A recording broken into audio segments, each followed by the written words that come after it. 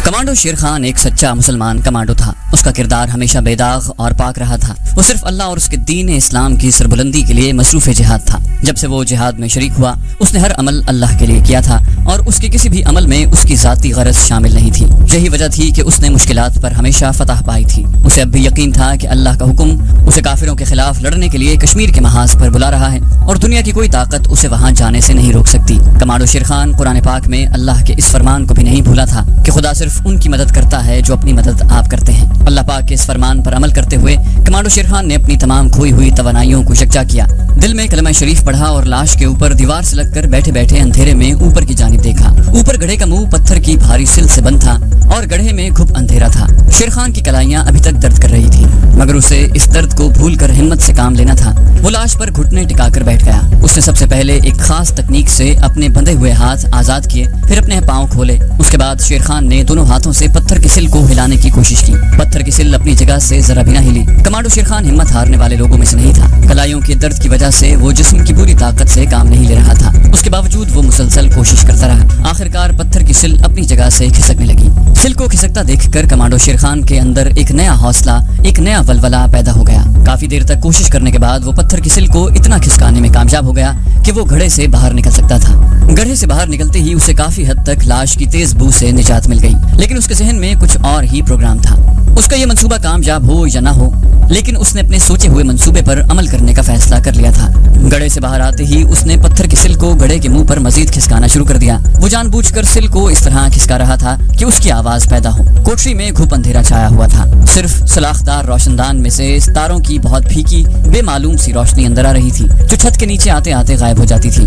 कोठरी में बमुश्किल कुछ दिखाई देता था। 2-3 मरतबा जब सिल के खिसकाने की आवाज पैदा हुई तो कोठरी के दरवाजे के बाहर जो संतरी पहरे पर खड़ा था, उसने चौंक कर दरवाजे की तरफ देखा। आवाज कोठरी के अंदर से आ रही थी। कोठरी में बंद कैदी की निगरानी की जिम्मेदारी उसकी थी। संतरी ये भी जानता था कि कैदी को लाश वाले गड्ढे में बंद किया गया है। तीसरी बार उसने अंदर से आती आवाज को सुना तो दरवाजे के साथ कान लगा दिए। अंदर से एक बार फिर हल्के हल्के शोर की आवाज आई। संतरी ने दरवाजा खोला और राइफल सीधी किए कोठरी में दाखिल हुआ। शेर खान इसी लम्हे का इंतजार कर रहा था। वो संतरी के अंदर दाखिल होने से पहले ही दरवाजे के पास दीवार के साथ लगकर खड़ा हो गया था। संतरी अंधेरे में उसके बिल्कुल करीब से होकर गुजरा। उसकी आंखें गड्ढे पर लगी हुई थी।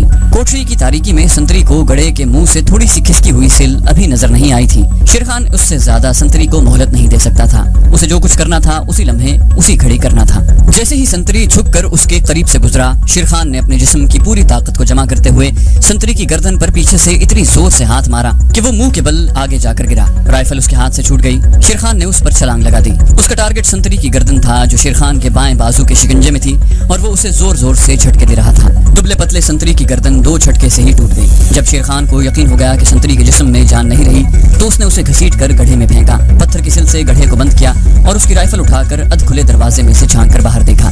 बाहर एक बल्ब रोशन था, जिसकी रोशनी ज्यादा नहीं थी। ये आमने सामने की 2 कोठरियों के दरमियान की जगह थी। वहाँ कोई नहीं था। शेर खान राइफल एक हाथ में पकड़े कोठरी से बाहर निकला और बाएं जानिब जो गली सी थी उधर दबे पांव चलने लगा। हर तरफ खामोशी थी। 10-15 कदम चलने के बाद एक जीना आ गया जो ऊपर की तरफ जाता था। जीने के बाएं जानिब एक कोठरी थी जिसके बाहर एक बड़ा ड्रम पड़ा था। शेर खान आहिस्ता आहिस्ता जीने पर चढ़ने लगा। जीने के ऊपर एक दरवाजा था जो बंद था। शेर खान ने हाथ से टटोल कर देखा। दरवाजे की कुंडी लगी हुई थी। उसने बड़ी एहतियात से कुंडी उतार कर दरवाजे के एक पट को खोला तो उसे ठंडी हवा के झोंके के साथ आसमान पर चमकते तारे दिखाई दिए। ये इस खुफिया टॉर्चर सेंटर की छत थी। वो छत पर दबे पांव चलता उसकी पिछली मुंडेर तक गया और देखा कि दूसरी जानिब टीले की ढलान थी, जिस पर उगी हुई जंगली झाड़ियां नीचे तक चली गई थी। तारों की रोशनी में शेर खान उस मंजर को साफ देख रहा था। छत की दीवार टीले की ढलान से 15-20 फुट ऊंची थी। उसके पास सोचने, गौर करने और अंदाजे लगाने का वक्त नहीं था। उसने सबसे पहले राइफल ऊपर से नीचे झाड़ियों पर फेंकी और फिर अल्लाह का नाम लेकर खुद भी छलांग लगा दी। वो इस तरह से कूदा था जैसे उसको इस किस्म की जगहों पर कूदने की तरबियत दी गई हो। वो झाड़ियों पर गिरा और गिरते ही गेंद की तरह लुढ़कता चला गया। 6-7 झाड़ियों के ऊपर से लुढ़कता हुआ वो काफी नीचे जाकर रुक गया। उसने एक झाड़ी को अपने हाथ से पकड़ लिया था। वो खड़ा हुआ और उस जानिब देखने लगा जिस तरफ उसने राइफल गिराई थी। राइफल की उसे अभी जरूरत थी। 10-15 सेकंड की तलाश के बाद उसे एक झाड़ी में उलझी हुई राइफल मिल गई। उसने राइफल उठा ली और तेजी से ढलान पर से उतरता हुआ जमीन पर आया और टॉर्चर सेंटर की मुखालिफ समत को दौड़ना शुरू कर दिया। शेर खान को इस कदर मालूम था कि ये टॉर्चर सेंटर ग्वालियर शहर से कुछ फासले पर वाक़ है। आगे क्या था और वो कहाँ जा रहा है उसे इसकी कुछ खबर नहीं थी। उसने दौड़ते दौड़ते बाएं जानिब देखा। काफी फासले पर उसे ग्वालियर शहर की रोशनियां दिखाई दे रही थी। वो खेतों में दौड़ रहा था। खेत खत्म हुए तो आगे एक नदी आ गई। तारों की रोशनी में नदी का पाट चमकीला खाकस्तरी रंग का था। नदी काफी चौड़ी थी। शेरखान ने दाएं बाएं निगाह डाली। उसे वहाँ कोई पुल वगैरह दिखाई न दिया। उसने राइफल फेंकी और नदी में छलांग लगा दी। वो तेजी से दूसरे किनारे की तरफ तैरने लगा। दूसरे किनारे के दरख्तों की तारीकी में डूबे हुए खाके उसके करीब होते जा रहे थे। तैरते तैरते वो नदी के दूसरे किनारे पर पहुंचकर नदी से बाहर निकल आया और सामने वाले दरख्तों में घुस गया। ये कोई घना जंगल नहीं था। दरख्तों के 2-3 झुंड ही थे। शेरखान इन दरख्तों में से भी दूसरी तरफ निकल आया। आगे फिर खेत और ऊंची नीची झाड़ियां थी। वो एक बार फिर दौड़ने लगा। उसका ख्याल था कि आगे जरूर कोई घना जंगल होगा। वहाँ वो छुपकर रात गुजार देगा और फिर दूसरे तीसरे दिन किसी तरफ निकल जाने की कोशिश करेगा। दौड़ते दौड़ते वो 3-4 खेतों में से निकल गया।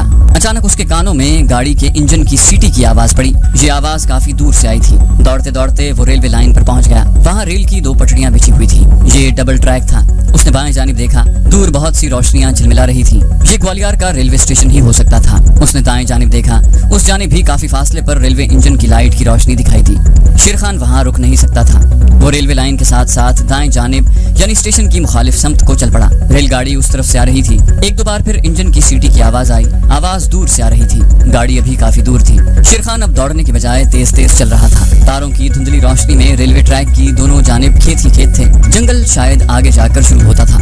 शेरखान चलता जा रहा था कि जैसे कहीं से जंगल शुरू होगा और वो उसमें घुसकर किसी दरख्त पर रात का बसेरा कर देगा, या अगर ऐसा ना कर सका तो जंगल में जितना आगे निकल सकता है निकल जाएगा। रेलवे लाइन पर इंजन की रोशनी पड़ने लगी थी, लेकिन ये रोशनी बड़ी आहिस्ता आहिस्ता आगे बढ़ रही थी। कोई ट्रेन बड़ी धीमी रफ्तार से आ रही थी। जब रेलवे इंजन की रोशनी और करीब आ गई तो शेरखान लाइन से नीचे उतर गया ताकि वो इंजन की रोशनी में किसी को नजर न आ जाए। अब इंजन के छक छक की आवाज भी आने लगी थी। इंजन आहिस्ता आहिस्ता चला रहा था, इस ख्याल से कि जब ट्रेन उसके करीब से गुजरेगी तो डिब्बों की रोशनी उस पर पड़ेगी और वो मुसाफिरों को दिखाई देने लगेगा। शेरखान रेलवे लाइन के करीब ही एक झाड़ी की ओट में होकर बैठ गया कि गाड़ी गुजर जाए तो फिर आगे बढ़ेगा। इंजन लाइन पर बड़ी तेज रोशनी डालता और शोर मचाता मामूली रफ्तार के साथ उसके साथ से गुजर गया। उस वक्त कमांडो शेरखान को मालूम हुआ कि ये मुसाफिर गाड़ी नहीं थी बल्कि माल गाड़ी थी। गाड़ी की स्पीड भी हल्की थी। अचानक शेरखान के दिमाग में एक ख्याल आया। वो उठा और रेल पटरी के साथ साथ जिस तरफ गाड़ी जा रही थी उसके साथ दौड़ने लगा। वो बड़े गौर से मालगाड़ी के डिब्बों को देख रहा था। मालगाड़ी उससे थोड़े फासले पर ऊंची जगह पर चल रही थी। मालगाड़ी के डिब्बे बंद थे। शेरखान ने तारों की रोशनी में देख लिया कि मालगाड़ी के एक डिब्बे का आधा दरवाजा खुला था। वो दौड़ता हुआ रेलवे लाइन पर चढ़ गया और मालगाड़ी के बिल्कुल साथ साथ दौड़ने लगा। जब खुले दरवाजे वाला डिब्बा उसके सामने से गुजरने लगा तो शेरखान ने देखा कि लोहे की एक जंजीर डिब्बे के बाहर लटक रही थी। ट्रेन की रफ्तार इतनी ज्यादा नहीं थी कि वो उस पर चढ़ ना सकता। शेरखान जंजीर को पकड़कर साथ साथ दौड़ता रहा। दौड़ते दौड़ते वो डिब्बे के और करीब हो गया और फिर जंजीर को कमंद बनाकर उसके जरिए डिब्बे में घुस गया। डिब्बे में घुसते ही वो आहनी फर्श पर बैठ गया और आंखें पूरी तरह से खोलकर अंदर का जायजा लेने लगा। डिब्बे के कोने में एक जानिब कुछ सामान भरा हुआ था। शेरखान उठकर उसके करीब गया। ये बांस के बड़े बड़े गट्ठे थे जो फर्श से लेकर आधी दीवार तक चले गए थे। शेरखान दौड़कर मालगाड़ी के दरवाजे में आ गया। डिब्बे का आधा दरवाजा बंद था, आधा खुला था। मालूम नहीं उस आधे दरवाजे को क्यों खुला रखा गया था। ये लोहे का काफी बड़ा दरवाजा था और उसका पट अंदर को आया हुआ था। पहले शेरखान को ख्याल आया कि वो किसी न किसी तरह आधे दरवाजे को भी बंद कर देता। फिर ये सोचकर उसने ऐसा न किया कि गाड़ी के साथ गार्ड जरूर होगा। दरवाजे को बंद देखकर उसको शक पड़ सकता है कि गाड़ी चली थी तो आधा दरवाजा खुला था, फिर ये किसने बंद कर दिया। उसने दरवाजा खुला ही रहने दिया। शेरखान ने मालगाड़ी के डिब्बे में ही छुपे रहने का फैसला किया था। उसके ख्याल में ये एक महफूज जगह थी और इसका एक फायदा ये भी था कि अगर मालगाड़ी ग्वालियर तक नहीं जा रही तो वो इसके जरिए ग्वालियर शहर की खतरनाक हुदूद से निकलने में कामयाब हो जाएगा। उसने दरवाजे में से सर निकालकर स्टेशन की तरफ देखा। स्टेशन की रोशनियां आहिस्ता आहिस्ता करीब होती जा रही थी। कमांडो शेरखान के लिए ये बात भी बाइस तसल्ली थी कि मालगाड़ियां रेलवे स्टेशनों के आम बारौनक प्लेटफॉर्म पर नहीं खड़ी होती बल्कि रेलवे यार्ड में अलग थलग ऐसे प्लेटफॉर्म पर खड़ी होती हैं जहां कोई पुलिस वाला भी नहीं होता और सीआईडी वालों की मौजूदगी का भी इम्कान सिफर होता है। अब वो दिल में यही दुआ मांग रहा था कि ये गाड़ी सिर्फ ग्वालियर तक ही न जा रही हो। गाड़ी की रफ्तार वैसे ही धीमी थी जिस रफ्तार से वो चली आ रही थी। खुदा जाने उसके इंजन में कोई खराबी थी या उसके ड्राइवर को हिदायत की गई थी कि ग्वालियर स्टेशन के करीब पहुंचकर रफ्तार को आहिस्ता कर दे। मालगाड़ी की रफ्तार से शेरखान अंदाजा लगाने लगा था कि ये गाड़ी ग्वालियर के स्टेशन पर रुकती है या नहीं, मगर उसे कोई अंदाजा नहीं हो रहा था। मालगाड़ी उसी एक रफ्तार से चली जा रही थी। ना वो तेज हुई न हल्की। ग्वालियर का स्टेशन करीब आता जा रहा था। शेर खान बांस के गट्ठों के पीछे छुपकर बैठ गया। मालगाड़ी रेलवे यार्ड में दाखिल हो गई। रेल की पटरियों पर से गाड़ी के पहियों के क्रॉस करने की गड़गड़ाहट की आवाज आने लगी। उसके साथ ही रेलवे यार्ड के खंभों पर चलते मरकजी लैंपों की रोशनी भी डिब्बों के अंदर आने लगी। काफी देर तक गाड़ी यार्ड में बिछी हुई रेल की पटरियों पर से गुजरती रही। फिर डिब्बे में बहुत सी रोशनियां पड़ने लगी। मालगाड़ी ग्वालियर के स्टेशन के करीब से गुजर रही थी। गाड़ी की रफ्तार वैसी की वैसी ही थी, वो मध्यम नहीं हो रही थी। इससे शेर खान को हौसला हुआ कि ट्रेन ग्वालियर से गुजर जाएगी, लेकिन उसकी उम्मीदों पर ओस पड़ गई। मालगाड़ी की रफ्तार मजीद कम होना शुरू हो गई थी। अब डिब्बे के दरवाजे में से रोशनियां अंदर से होकर नहीं गुजर रही थी। शेर खान उठकर दरवाजे में आ गया। उसने देखा कि गाड़ी रेलवे स्टेशन के शुमाली यार्ड में से गुजर रही थी और उसकी रफ्तार से अंदाजा हो रहा था कि वो यार्ड में अपने मखसूस प्लेटफॉर्म पर जाकर खड़ी होने वाली है। शेर खान सोचने लगा कि उसे क्या करना चाहिए। पहले उसे ख्याल आया कि मालगाड़ी के डिब्बे के अंदर ही बांस के गट्ठों के पीछे छुपकर बैठा रहे। मालगाड़ी ज्यादा देर तो वहाँ रुकेगी नहीं। फिर ख्याल आया कि हो सकता है कि ये गाड़ी सिर्फ ग्वालियर तक ही आ रही हो और जब गाड़ी रुके तो मजदूर अंदर से बांस के गट्ठे उतारने आ जाएं और उसे देख लें। आखिर उसने यही फैसला किया कि गाड़ी के रुकते ही उसे डिब्बे से छलांग लगाकर उतर जाना चाहिए और किसी जगह छुपकर गाड़ी के दोबारा चलने का इंतजार करना चाहिए। वो ये सोच ही रहा था कि अचानक इंजन ने ऊपर तले 2-3 बार सीटी दी। गाड़ी की स्पीड आहिस्ता आहिस्ता तेज होने लगी। शेर खान खुश हुआ कि ट्रेन जहाँ नहीं रुकेगी आगे निकल जाएगी और यूं वो खतरे के इलाके से दूर ही दूर होता चला जाएगा। चुनाचे ऐसा ही हुआ। मालगाड़ी की रफ्तार आहिस्ता आहिस्ता तेज होती गई और वो ग्वालियर के स्टेशन को पीछे छोड़ती हुई आगे निकल गई। ग्वालियर के बाद अगला बड़ा स्टेशन आगरा था, जिसके दरमियान धौलपुर का स्टेशन आता था। धौलपुर भी ग्वालियर से काफी फासले पर था। शेर खान ने सोच लिया था कि अगर ये ट्रेन सिर्फ धौलपुर तक ही जाएगी, जिसका इम्कान नहीं था, तो फिर भी वो ग्वालियर से काफी आगे निकल चुका होगा और वहाँ से आगरा और दिल्ली पहुँचने का कोई न कोई इंतजाम करेगा। शेर खान 3 कपड़ों में था। जेब में एक पैसा भी नहीं था। जो कुछ था वो हिंदू पुलिस इंस्पेक्टर ने ग्वालियर के पुलिस स्टेशन में रखवा लिया था। मगर शेर खान को उसकी फिक्र नहीं थी। फिक्र अगर थी तो सिर्फ ये थी कि कहीं वो अपनी किसी गलती से दोबारा पुलिस के हत्थे न चढ़ जाए, इसलिए उसे बेहद मोहतात रहने की जरूरत थी। मालगाड़ी की एक नपी तुली रफ्तार होती है, वो उस रफ्तार पर जा रही थी। अभी आधी रात भी नहीं गुजरी थी। इसका अंदाजा शेर खान ने आसमान पर निकले हुए सितारों को देखकर लगा लिया। धौलपुर तक कई छोटे छोटे स्टेशन आए और गुजर गए। धौलपुर बड़ा शहर था। काफी देर के बाद उस शहर की रोशनियां नजर आना शुरू हो गईं।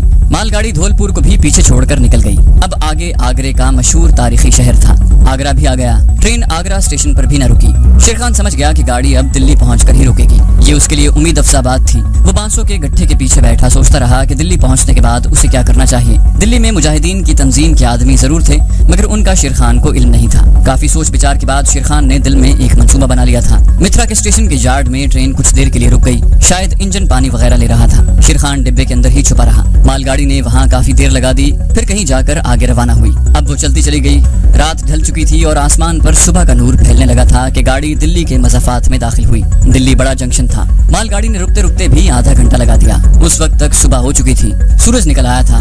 गाड़ी एक बहुत बड़े शेड के बाहर खाली प्लेटफॉर्म पर आकर ठहर गई। शेर खान जल्दी से उठकर दरवाजे के पास आया और बाहर झांक कर देखा। उस वक्त वहाँ करीब करीब कोई आदमी नहीं था। शेर खान चुपके से डिब्बे से उतरा और दौड़कर सामने लगे तारों के जंगले में से गुजरकर दूसरी तरफ यार्ड की दीवार के साथ साथ चलने लगा। एक जगह से उसे बाहर जाने का रास्ता मिल गया और वो बाहर सड़क पर आ गया। उसने खुदा का शुक्र अदा किया कि कम से कम दिल्ली खैरियत से पहुंच गया है। अब यहाँ से उसे आगे जम्मू कश्मीर जाना था। ये अपनी जगह पर एक अलग मुश्किल मरहला था। मुश्किल इस वजह से था कि शेर खान की जेब खाली थी। न बस का किराया था, न रेल का किराया था और रेल में बगैर टिकट सफर करने में पकड़े जाने का खतरा था। दिल्ली शहर की सड़कों पर बेपनाह ट्रैफिक रवा दवा थी। ये शहर भारत का दारुल हुकूमत था। इसकी आबादी में बड़ी तेजी से इजाफा हुआ था। जिंदगी बेहद तेज हो गई थी। कमांडो शेर खान कुछ दूर तक तो सड़क के किनारे किनारे चलता रहा। जब सामने बड़ा चौक आ गया तो वो एक जगह बैठ गया और सोचने लगा कि उसे क्या करना चाहिए। अचानक उसे सरदार लाहौरी सिंह का ख्याल आया। सरदार लाहौरी सिंह का ताल्लुक भारत में खालिस्तान की तहरीक के अहम कारकुनों में से था और कश्मीरी मुजाहिदीन के साथ मिलकर भी काम करता था। दिल्ली में एक बार शेर खान की उससे मुलाकात हो चुकी थी। ये मुलाकात एक गुरुद्वारे में हुई थी। उस गुरुद्वारे का शेर खान को इल्म था कि वो दिल्ली में किसी जगह वाक़ है। इस वक्त सरदार लाहौरी सिंह ही उसके काम आ सकता था। शेर खान उठा और उस इलाके की तरफ चल पड़ा जहाँ गुरुद्वारा था। इस गुरुद्वारे का महल वकू हम मसलहतन सीग़े राज में ही रखना चाहते हैं और ये बिल्कुल नहीं बताएंगे कि वो दिल्ली के किस इलाके में था। बहरहाल वो दिल्ली रेलवे स्टेशन से काफी दूर था। शेर खान की जेब खाली थी। वो रिक्शा टैक्सी पर नहीं जा सकता था, पैदल ही चल पड़ा। उसे गुरुद्वारे में पहुंचते पहुंचते 1 घंटा लग गया। गुरुद्वारे को देखते ही उसने पहचान लिया कि ये वही गुरुद्वारा है। उस वक्त गुरुद्वारे के अंदर पवित्र गुरबानी का पाठ हो रहा था। शेर खान ने जूते उतार कर एक जगह पांव धोए और गुरुद्वारे के सहन में चलकर इधर उधर देखने लगा। उसे एक जगह एक सिख सेवादार दिखाई दिया जो फर्श धो रहा था। शेर खान ने उसके पास जाकर सत श्री अकाल कहा और सरदार लाहौरी सिंह के बारे में पूछा। सिख सेवादार ने मशकूक निगाहों से शेर खान को देखा और बोला, तुम्हें लाहौरी सिंह से क्या काम है? कौन हो तुम? कहाँ से आए हो? शेर खान ने कहा, मैं उसका दोस्त हूँ और उससे मिलना बड़ा जरूरी है। फिक्र न करो, मैं CID का आदमी नहीं। सेवादार ने एक चौबारे की तरफ इशारा करके कहा, वहाँ चले जाओ। शेर खान बरामदे में आकर चौबारे की सीढ़ियाँ चढ़ने लगा। ऊपर दरवाजा बंद था। अंदर से दो आदमियों के बातें करने की आवाज आ रही थी। शेर खान ने आहिस्ता से दस्तक दी। आदमियों की बातें करने की आवाज बंद हो गई। किसी ने पूछा, कौन है भाई? शेर खान ने आवाज पहचान ली। ये सरदार लाहौरी सिंह की आवाज थी। शेर खान ने कहा, मैं हूँ सरदार जी, शेर खान। दूसरे लम्हे दरवाजा खुल गया। सामने सरदार लाहौरी सिंह खड़ा था। शेर खान को देखते ही बोला, मेरा शेर खान यार, कहाँ से आ गया भाई? वाह। दोनों बाजू खोलकर उसने शेर खान को गले लगाया, फिर उसे अंदर कमरे में ले आया। छोटा सा कमरा था, एक चारपाई बिछी हुई थी। लाहौरी सिंह ने अपने आदमी को रुखसत करते हुए कहा, भूपिंदर सिंह, नीचे जाते हुए सेवादार को ऊपर भेज दो। भूपिंदर सिंह यानी दूसरा सरदार चला गया। लाहौरी सिंह ने बड़े गौर से शेर खान का जायजा लिया और बोला, शेर खान खैर तो है? इस वक्त अचानक कैसे और कहाँ से आ गए? शेर खान ने कहा, बड़ी लंबी कहानी है। सरदार लाहौरी सिंह ऐसा आदमी था कि उस पर शेर खान एतमाद कर सकता था। उसने उसे मुख्तसर करके सारी रोयदाद सुना दी। लाहौरी सिंह बेख्तियार बोला, शाबाश शेर जवान, शाबाश। इतने में सेवादार ऊपर आ गया। लाहौरी सिंह ने उसे कहा, जल्दी से दो आदमियों के लिए चाय और गरम गरम पूड़ियां ले आओ। उसके बाद दोनों इनकलाबी दोस्त बातें करने लगे। शेर खान ने लाहौरी सिंह को रोहितगढ़ के डैम की तबाही के बारे में कुछ न बताया। बस उसे यही कहा था कि वो और शाहिद अली एक खास मिशन पर गए थे कि दोनों पकड़े गए। शाहिद अली का कुछ पता नहीं था कि झांसी में है या पुलिस उसे कहाँ ले गई है। बस मैं किसी न किसी तरह फरार होकर यहाँ पहुँच गया हूँ और अब मुझे वापस कश्मीर जाना है। लाहौरी सिंह ने कहा, इसका इंतजाम हो जाएगा। तुम सबसे पहले ऐसा करो कि जब तक चाय पूरी नहीं आती उतनी देर में ये सामने गुसल खाना है, अंदर जाकर नहाओ, मेरे कपड़े तुम्हें आ जाएंगे, कपड़े बदल लो। शेर खान ने गुस्ल किया। उसके बाद लाहौरी सिंह की धुली हुई पतलून और कमीज पहनी और ताज़ा दम होकर उसके सामने बैठ गया। शेर खान की कलाइयों का दर्द अब काफी हद तक खत्म हो चुका था। सेवादार नाश्ता ले आया। दोनों दोस्तों ने नाश्ता किया और नाश्ते के बाद लाहौरी सिंह ने कहा, जब तक तुम मेरे पास गुरुद्वारे में हो तुम्हारी तरफ कोई आंख उठाकर भी नहीं देख सकता। बाकी रहा जम्मू जाने का मसला, तो उसके लिए ऐसा है कि रात के वक्त दिल्ली से फ्रंटियर मेल पंजाब की तरफ जाती है। वो तुम्हें मुंह अंधेरे अमृतसर पहुंचा देगी। नाभा से लेकर जालिंधर तक CID जगह जगह मौजूद होती है। यहाँ तुम बिल्कुल ना उतरना, सीधा अमृतसर जाकर उतरना। अमृतसर से तुम्हें जम्मू की लारी मिल जाएगी। मैं खुद तुम्हें अमृतसर तक छोड़ा था, लेकिन हालात कुछ ऐसे हैं कि मेरा 24 घंटे दिल्ली में रहना जरूरी है। रात को लाहौरी सिंह खुद शेर खान को फ्रंटियर मेल पर चढ़ाने उसके साथ गया। दिल्ली से अमृतसर का टिकट वो खुद खरीद कर लाया था। उसके अलावा उसने शेर खान को जरूरी अखराजात के लिए 200 रुपए अलग से दिए। जब तक फ्रंटियर मेल दिल्ली स्टेशन पर रही, लाहौरी सिंह भी प्लेटफॉर्म पर मौजूद रहा। फ्रंटियर मेल सारी रात चलती रही। जब नाभ का स्टेशन आया तो वो फट चुकी थी। शेर खान जाग रहा था। वो डिब्बे में बर्थ पर ही लेटा रहा। नाभा से जालिंधर तक का इलाका बड़ा हसास इलाका था, क्योंकि यहाँ से जम्मू को ट्रेन भी जाती थी और लारियां भी आती जाती रहती थी। ट्रेन जालिंधर से भी खैरियत के साथ गुजर गई। अमृतसर के स्टेशन पर शेर खान उतर गया और सर झुकाए, लेकिन चारों तरफ से खबरदार होकर खामोशी से स्टेशन से बाहर आ गया। वो जम्मू जाने वाली लारियों के अड्डे पर आ गया। यहाँ से वो एक लारी में सवार होकर जम्मू की तरफ रवाना हो गया। कमांडो शेर खान जम्मू पहुंचा या नहीं, और दूसरी तरफ मुजाहिद शाहिद अली किस हाल में है, ये हम आपको अगली किस्त में बताएंगे।